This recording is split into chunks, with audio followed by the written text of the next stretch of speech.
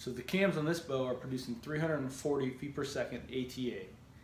And I'll say a quick word about how Hoyt rates their bows ATA versus IBO. So Hoyt has traditionally, for the last several years, rated their bows at ATA speed, which is different than a lot of other bow manufacturers who rate their bows at IBO speed. Now, the misconception is that IBO is set at 350 grain arrow weight, 70 pounds draw weight, and a 30-inch draw length.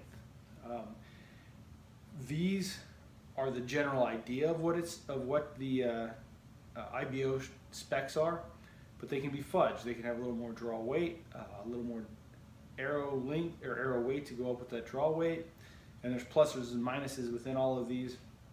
And what it allows is bow manufacturers to be a little over optimistic on the speeds they get out of these bows.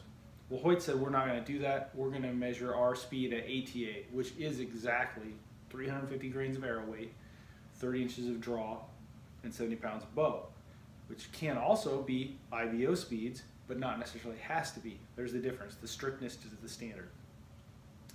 So traditionally, Hoyt bows, this one's at 340 ATA, would be faster than a Bowtech or Matthews rated at the same 340 IBO speed. But here's the difference. The last few years, bow manufacturers have kind of gotten on board with more bow shops. Almost all bow shops have a chronograph. Speed has sold. Bows have been sold on their speed ratings for several years. Faster is better.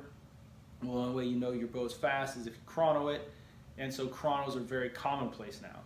So bows, specifically like Matthews, to call them out, I guess, or to be honest about it, has traditionally been a slower bow than their IBO rating.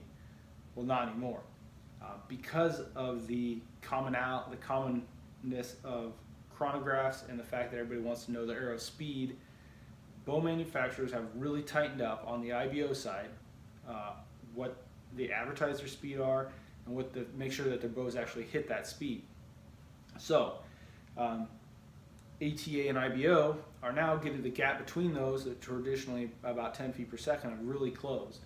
So this bow, while it does hit its or becomes very close to hitting its ATA speed, other bows now rated at 340 are also coming very close. So the selling point that Hoyt is actually faster than they rate their bows has kind of gone away.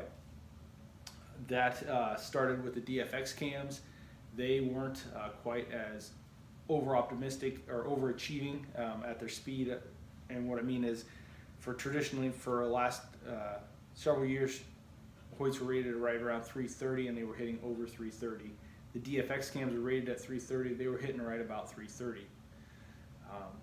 And this bow at 340 and it's hitting right about 340. Which is fast, but it is not 350, which some people might think, well, my Hoyt is rated at 340, but that's equivalent to other companies' 350. Some it still is, but in many cases it's not.